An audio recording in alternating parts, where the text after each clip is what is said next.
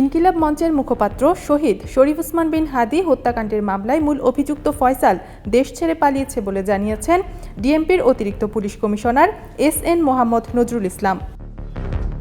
রোববার ডিএমপির media centre ইনকিলাব মঞ্চের মুখপাত্র শহীদ শরীফ ওসমান বিন হাদি হত্যা মামলা তদন্তের অগ্রগতি প্রসঙ্গে আয়োজিত সংবাদ সম্মেলনে তিনি এই তথ্য জানান।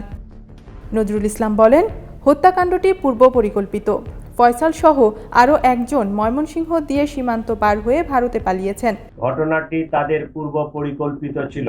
এই জন্য আসামিদেরকে চিহ্নিত করার পূর্বেই তারা সীমান্ত পাড়ি দিতে সক্ষম হয়। এই ঘটনায় মোট 11 জনকে গ্রেফতার করেছে ডিএমপি। এরই মধ্যে 6 জন স্বীকারোক্তিমূলক জবানবন্দি দিয়েছে। দ্রুত এই মামলার অভিযোগপত্র দেয়া হবে। আগামী 7 থেকে 8 দিনের মধ্যে অভিযোগপত্র দেয়া হবে। গোয়েন্দা তদন্তে উঠে এসেছে, শহীদ ওসমান হাদি হত্যাকাণ্ড ছিল একটি সুপরিকল্পিত মিশনের ফল। বিদেশ থেকে ফিরে একটি শুটার টিম গঠন করা হয়। টার্গেট বাস্তবায়নে আগে সক্ষমতা গড়ে তোলা হয়। এরপর মাত্র 7 দিনের মধ্যেই চালানো হয় প্রাণঘাতী হামলা। হত্যার 12 ঘন্টার মধ্যেই দেশ ছেড়ে চলে যায় মূল অভিযুক্ত শুটার ফয়সাল। গুরুত্বপূর্ণ আলামতও গায়েব করা হয় পরিকল্পনা অনুযায়ী।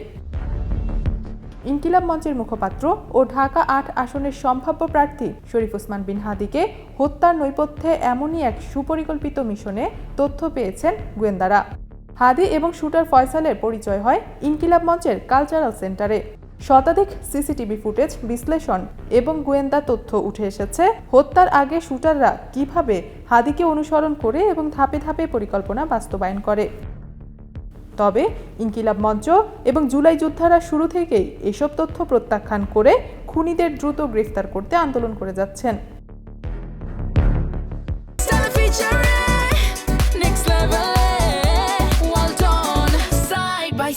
Free